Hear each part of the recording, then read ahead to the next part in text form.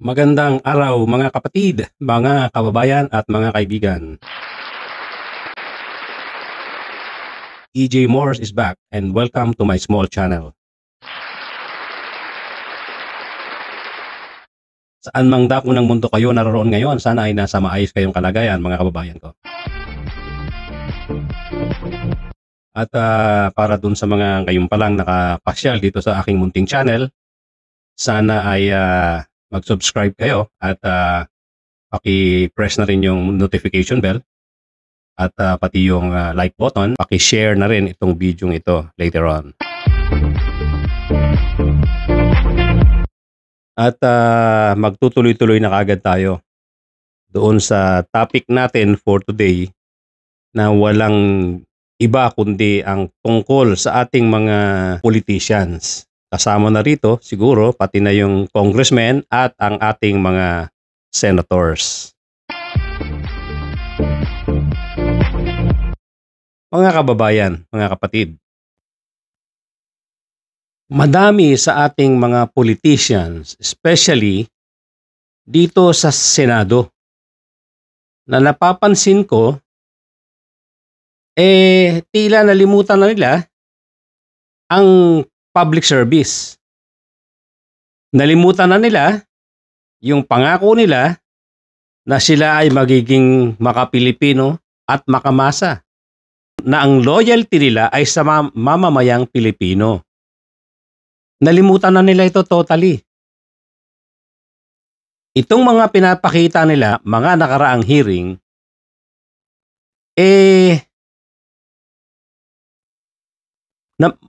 lamang or karamihan sa kanila loyalty sa mga personalidad ang pinapakita. Very evident ito noong panahon na hinahanap si Apollo Kibuloy. Kitang-kita nyo naman ang mga senador na in full support kay Kibuloy. Hanggang kahuli-hulihang sandali gumawa pa ng paraan para hindi matuloy ang pag-aresto kay Apollo Kibuloy. Nag-hearing pa doon sa KOJC compound.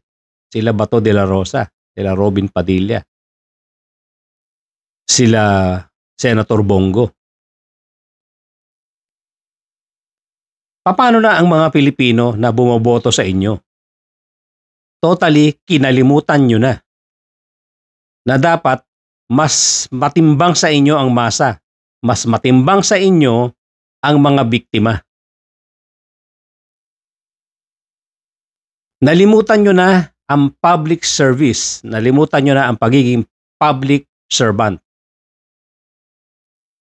Ito na naman, yung nakaraang hearing sa Senado, halatang halata ang pagsuporta ninyo kay former President Digong Duterte.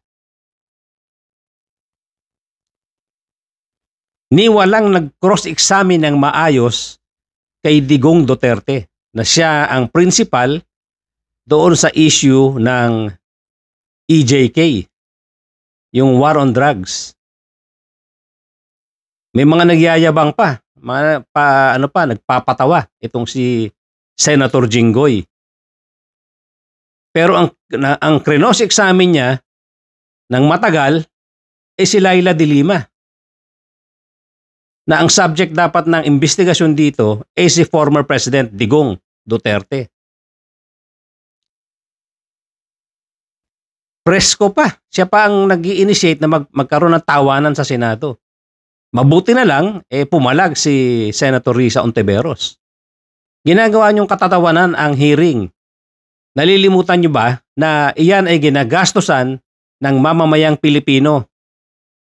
Huwag kayo mag-aaksaya ng oras dyan. Dahil hindi nyo sariling pera ang ginagastos nyo dyan sa mga hearing na yan. Gusto nyo pang maging katatawanan yan. Dahil feeling nyo, madadivert nyo ang usapan at ayaw nyong madiin si former President Digong Duterte. So mga kababayan, yan ang napapansin ko ngayon.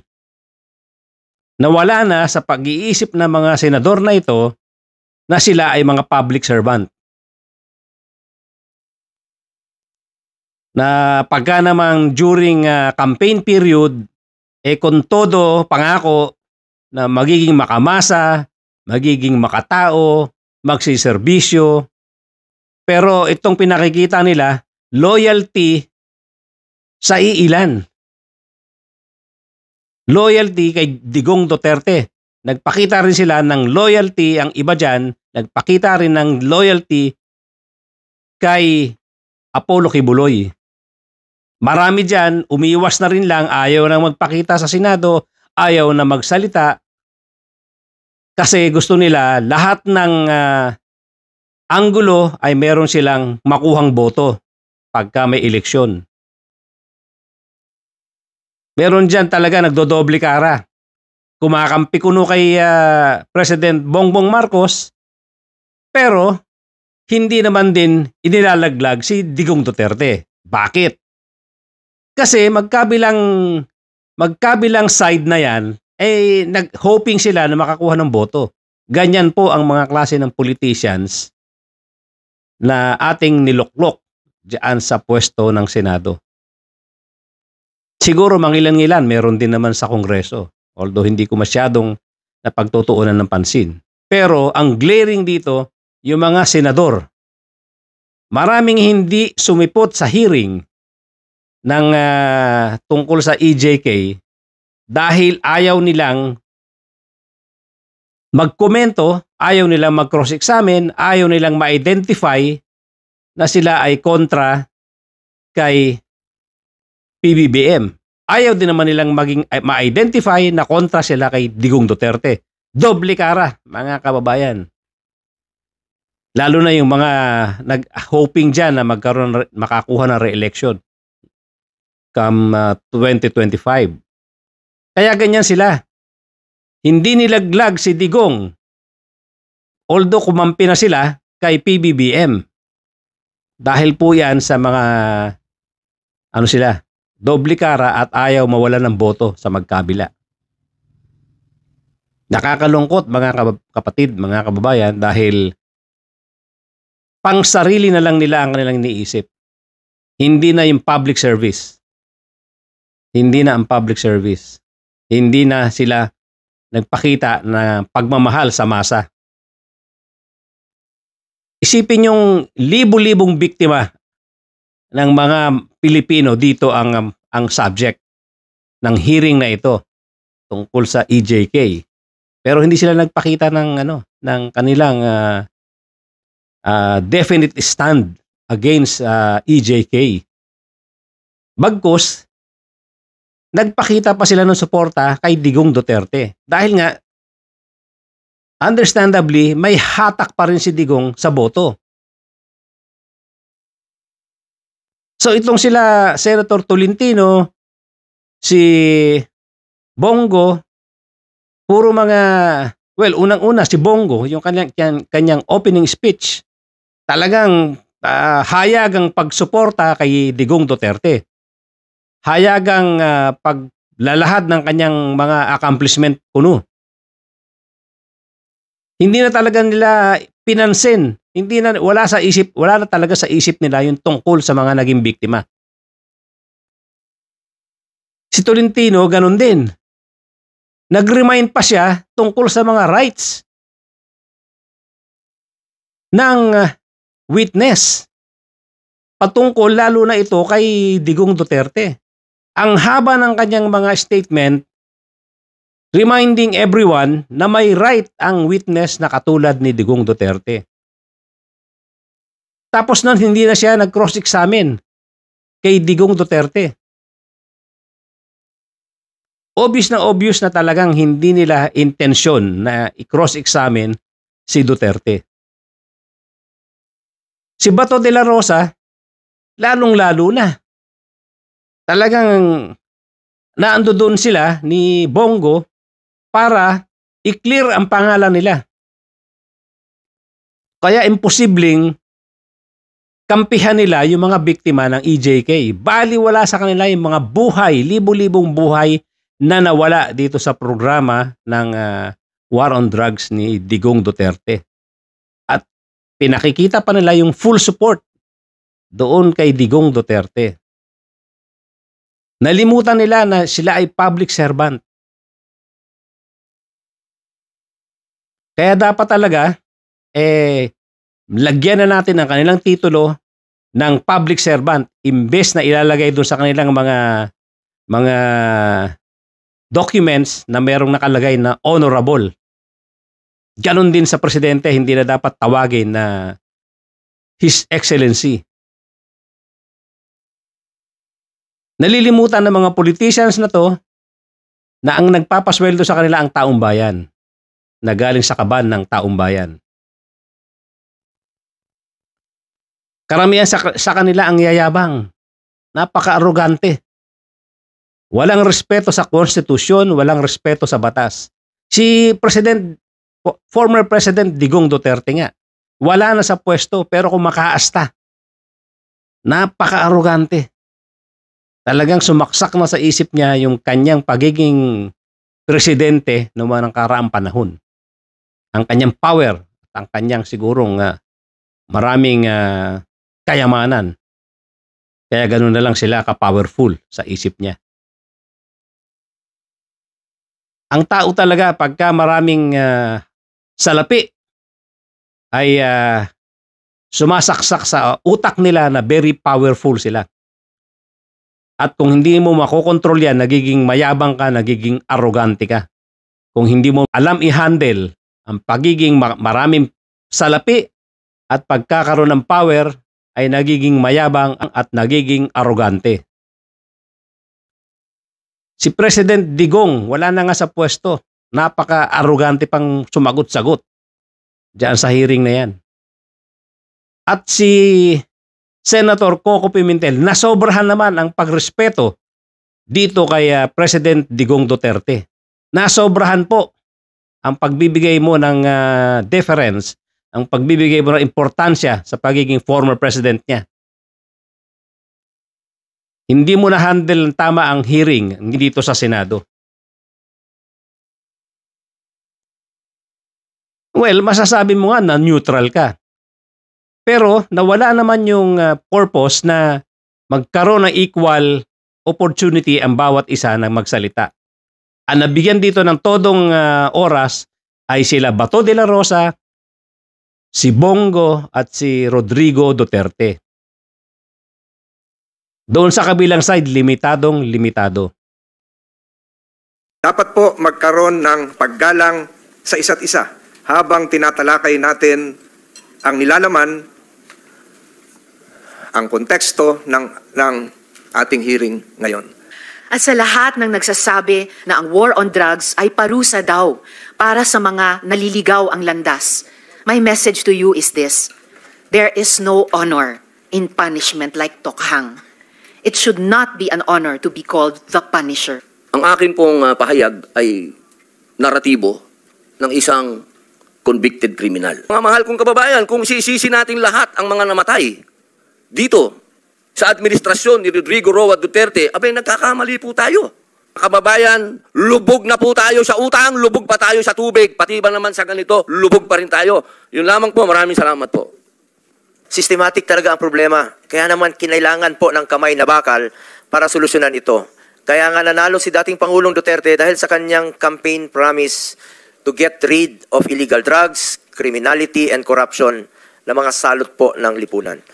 Mr. Chair, nakakalungkot dahil bumaligtad na po ang panahon, nagbago na po ang ihip ng hangin, ang pinagsikapan at pinaghirapan po ng nakarang administrasyon na linisin ang bansa laban sa kriminalidad at droga, ganon-ganon na lang po ngayon kung baliwalain. Ang alam ko, walang reward system na ipinapatupad si former President Duterte laban sa sinumang sibilyan, mapa-drug lord man o karaniwang tao na sangkot sa illegal na droga. Ang pagsasabi ng totoo ay hindi humihingi ng anumang espesyal na paghahanda. I do not wish to be the first to break our tradition of interparliamentary courtesy. If our counterparts in the lower house do not exercise interparliamentary courtesy, this humble representation does. But most importantly, I do not wish to be a guest of their gag show. Mr. President, kaya hintayin na lang nila, Mr. President, pag hindi na ako senador, I will be there every day. Kung gusto po na, doon ako tumira sa kanila. Hindi perfect yung operation. Hindi mo kontrolado ang environment. May tinamaan na bata. So, anong tawag ko dyan? Perfection happens? There's no perfect operations. Sometimes it happens. That's what I say that. But Guilt is personal. Kung sabihin ko, I will take full responsibility, magdating tayo sa korte, hindi naman tatanggapin yan. Well, Mr. Chair, and if the resource person could keep his volume.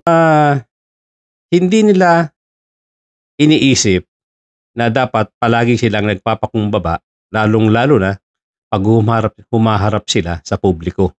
Humaharap sila sa media na alam nilang napapanood ng mga Pilipino. Bakit sila hindi dapat magyabang? Dahil tayong mga mamamayang Pilipino ang nagpapasweldo sa kanila. Tayong mga mamamayang Pilipino ang nagluluklok sa kanilang mga pwesto. At sila ay mga public servant.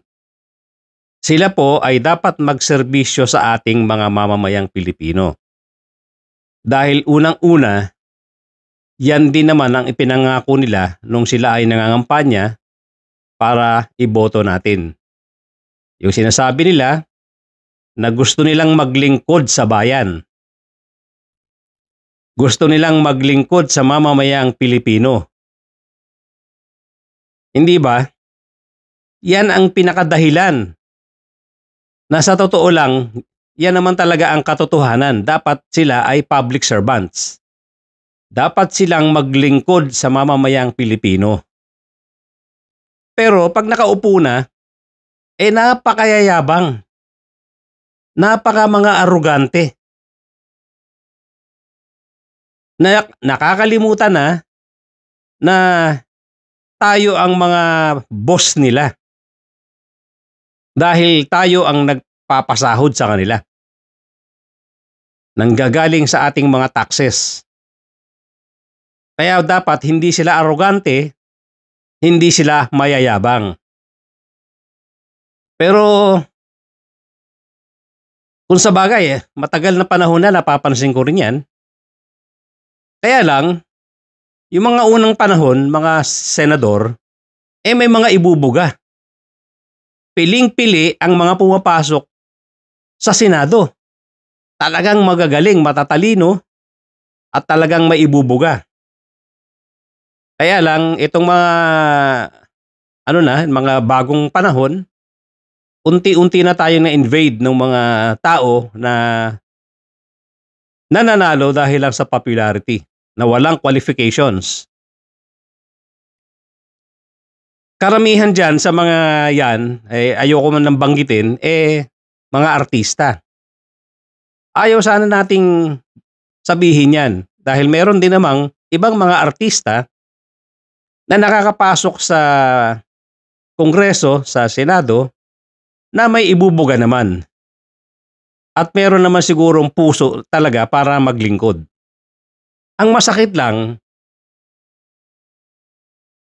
marami nang ngayon na nakakapasok dito sa Senado, meron na rin siguro, meron din naman sa Kongreso, na nakalimutan na ang pagiging public servant. Hindi lang sa hindi lang sa Kongreso, hindi lang sa Senado. Pati sa local governments, pati actually hanggang sa pinuno yan, hanggang sa presidente. Dapat lagi nyo dapat maalala na kahit ang presidente ay iniluklok ng taong bayan dahil sa pangakong maglilingkod sa bayan. So far, satisfied naman ako sa ginagawa ng President BBM na tahimik lang siya na nagtatrabaho. Pero ang gusto kong banggitin dito, lahat ba ng ating mga politicians hindi nakakalimutan ang pangako nila na dapat sila ay mga public servants? Na dapat sila ay pinagtatanggol ang batas, ang konstitusyon. In the case of the former President Digong Duterte, ang dami niyang inamin sa Senado na mga pagpapatay, inamin niya Tapos may konting bawi, pero mas marami ang pag-amin na ginawa niya. Kaya si De La Rosa, encourage them lumaban. Pagka lumaban, patayin ninyo para matapos na ang problema ko sa siyudad ko. O ganun rin sa command conference. Diyan sa Malacanang. Yan ang utos ko. So anong sinasabi niya rito? Na hindi niya nire-respeto yung ipinangako niyang i-defend ang konstitusyon. Ang pangako niya na ang batas ay paiiralin gaya ng isang panunumpa. Ang panunumpa ng isang presidente ay nilalaman yan, yung pagtatanggol sa konstitusyon at pagpapairal ng batas. Pero nung umamin siya na marami siyang pinatay at marami siyang ipinapatay, ano na yan? Talagang violation doon sa kanyang ipinangako o violation doon sa ating konstitusyon. Kaya ito, sinasabi ko nga, isa rin ito, ang dating presidente na kasama doon sa mga politicians natin na nakakalimutan yung pagiging public servant at masyadong nagiging arrogante. Ganon din sa Senado. Hindi na nila ipinagtatanggol ang mamamayang Pilipino.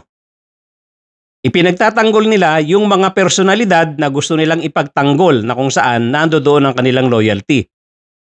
Wala ang loyalty nila sa ating bansa. Wala ang loyalty nila sa ating konstitusyon. Bakit kaya hindi natin i-require ang mga politicians na ito na imbes na honorable,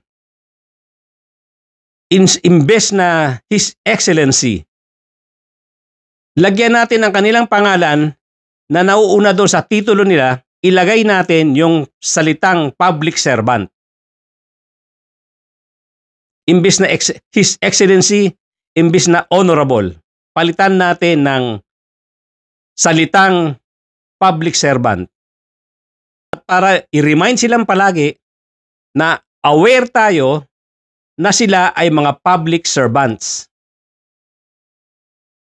Baka sakaling magbago ng konti ang tono ng mga salita ng mga ito. Mapapaalalahanan sila palagi na ang nagpapasahod sa kanila, nagpapasweldo sa kanila ay ang taong bayan, ang mamamayang Pilipino. Pagtulungan po natin ito, mga kapatid, mga kababayan. Pairali natin yan. Ilagay natin sa titulo nila, public servant, senator, ganito. Public servant, president, ganito. Huwag na nating lagyan ng His Excellency, lagyan ng honorable, kung hindi pa natin napapatunayan na sila nga ay honorable. Hindi ba? Automatic, pag upo nila sa pwesto, honorable agad ang tawag natin. Sigurado ba tayo na hindi magnanakaw yan? Sigurado ba tayo na magsiservisyo yan sa taong bayan? Sigurado ba tayo na paiiralin yan ang batas? Sigurado ba tayo na hindi sila lalabag sa batas? Bakit natin ibibigay ang titulong honorable sa isang politician na hindi pa natin tiyak kung honorable nga siya? Ganon din sa presidente. Lalong-lalo na sa presidente. Bakit natin bibigay ang titulong His Excellency kung hindi pa natin napapatunayan na talagang siya ay deserve na matawag na His Excellency? Dahil hindi pa natin napapatunayan kung paiirali niya nga ang batas, kung ipaglalaban niya nga ang konstitusyon. Katulad na lang nung kaso sa China. Katulad na lang sa kaso natin sa West Philippine Sea. Na kung saan baboy na baboy ang ating soberenidad, ang ating karapatan bilang mga nagmamay-ari ng ating sovereign rights daan sa West Philippine Sea. Baboy na baboy tayo ng mga Chinese na yan. And yet, ang tawag natin kay Digong Duterte ay His Excellency, President Rodrigo Roa Duterte.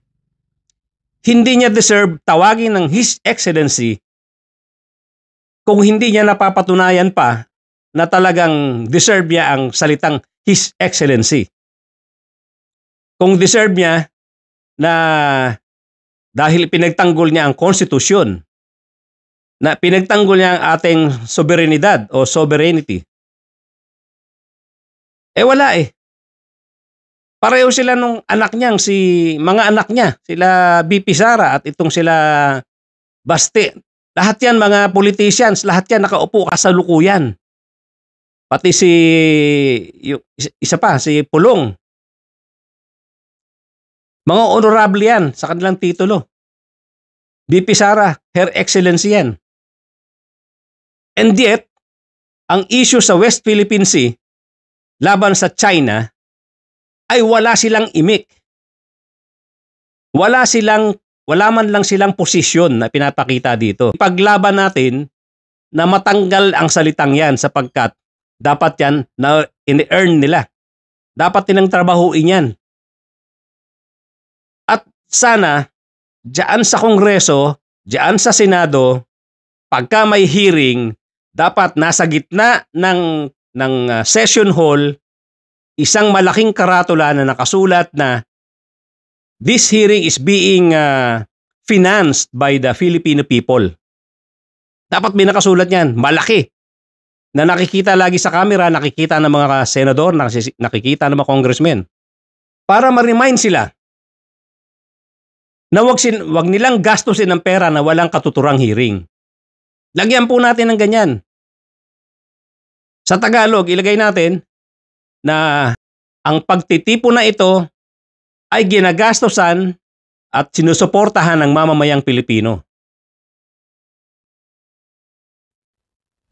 At least baka dito ma-remind sila palagi na wag magyabang, na wag mag-grandstanding dahil para itong metro ng taxi na pumapatak bawat oras, gastos ng mamamayang Pilipino.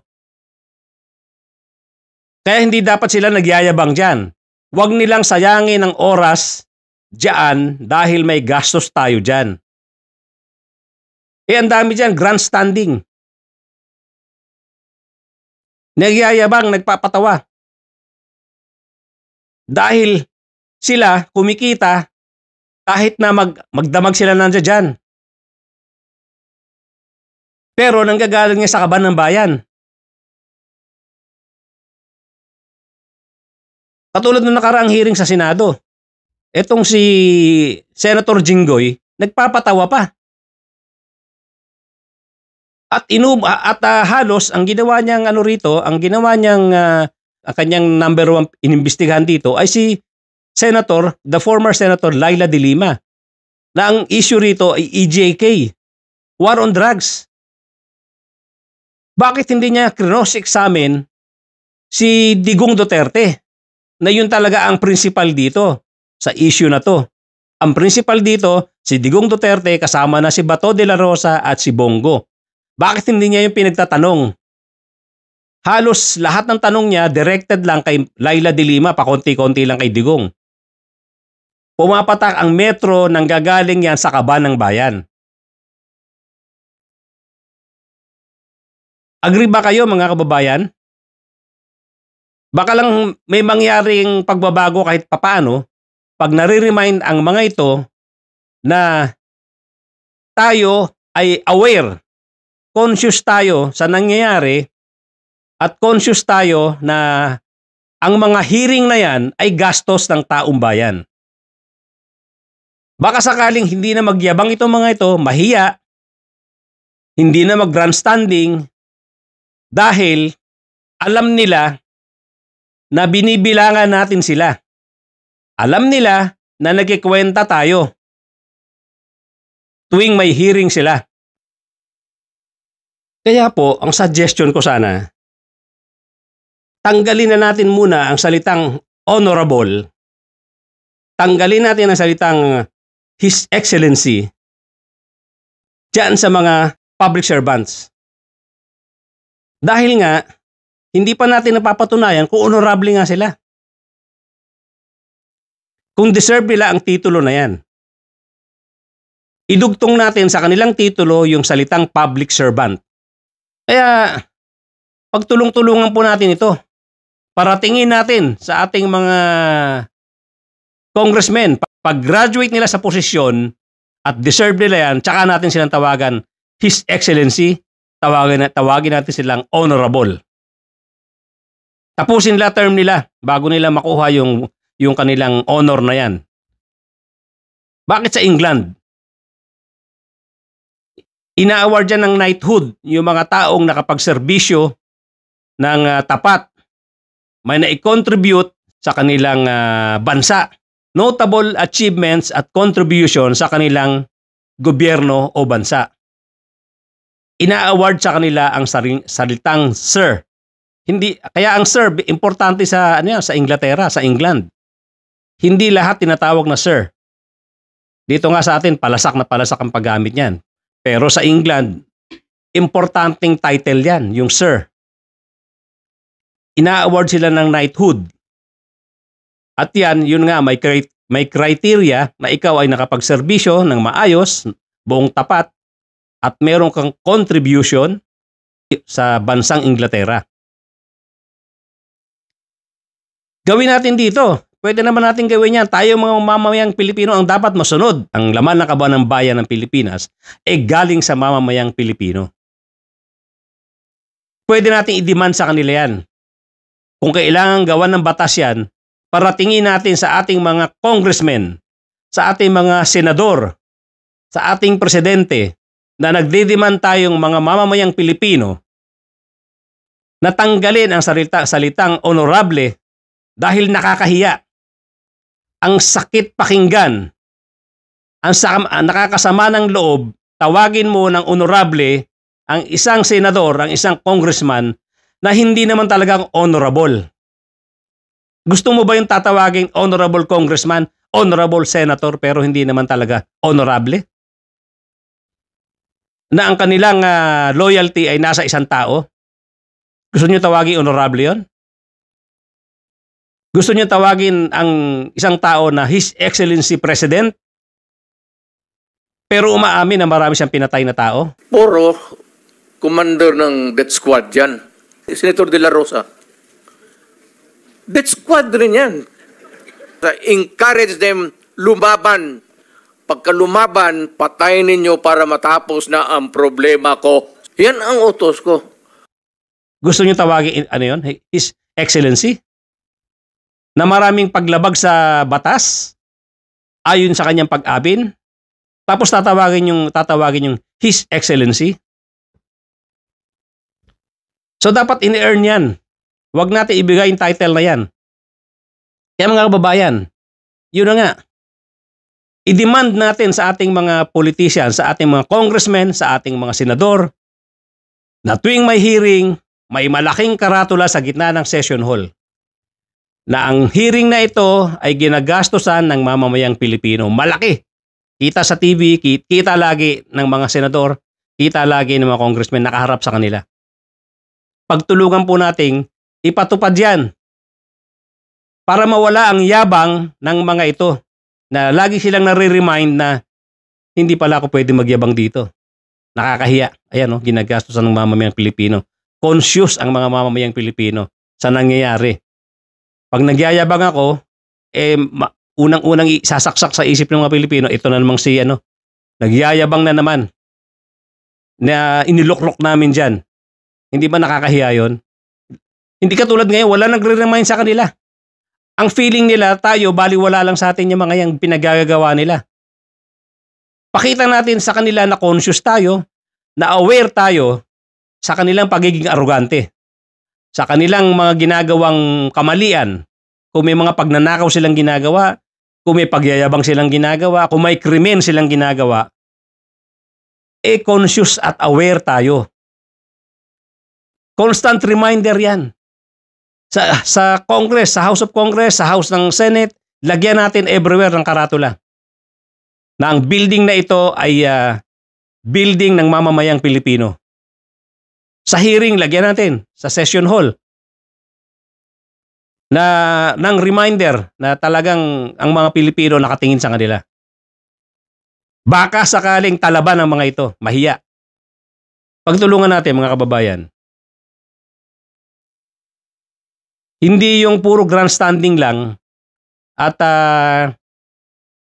pagdating ng ng sweldo kubra sila ng kubra, wala silang ginawa kundi magpatawa. Wala silang ginawa kundi mag-uupo, magmerienda at tumingin sa kisame. Katulad ng attitude nga ni BP Sara no karaang budget hearing. Akala mo kung sinong spoiled brat mag-aarte. Ang ina-access niya, ang rene-request niya na budget, manggagaling sa kaban ng bayan. Na para bang may utang na loob pa sa kanya ang taong bayan dahil doon sa rene-request niya na yun. At ang sinisisi niya, yung Malacanang. Hindi naman Malacanang ang nag-iimbestiga ng kanyang budget. Iba-iba eh. Hindi, wala sa tamang direksyon, wala sa tamang pananalita, basta makapangsisi lang ng tao. Palaging dinadaan sa sa salitang pinupolitika, etc. Pero ang totoo niyan, wala silang respeto sa budget na nanggagaling sa kaban ng bayan. Pera na nag-contribute tayong mga mamamayang Pilipino. Kaya mga kababayan, sana wag natin tantanan ito, wag natin tigilan itong ganitong issue. Wag tayong pumayag na tawaging mga honorable yan, wag nating, pati ang presidente, wag nating tawaging His Excellency yan kung hindi niya pa deserve na tawaging His Excellency. Paratingin natin sa mga congressmen natin. Kung saan dako ka man ng Pilipinas nandun, may congressman ka dyan. Iparating mo na ito ang aming naisip na pangmulat sa inyo. Para lagi nyo naalala na kami ay nakamasid, nakatingin sa inyo, pinagmamasdan namin ang kilos, pinagmamasdan namin ang gawa ninyo. Yan lang muna mga kababayan. At para sa mga hindi pa nakakapag-subscribe, please subscribe. Sana paki-press na rin yung like button at saka baka gusto niya ring i-share ang video na ito sa inyong mga kaibigan at mga kamag-anak. Press na rin yung notification bell po. Thank you. Natin tigilan ang issue ito hanggang sa makarating sa ating mga congressmen.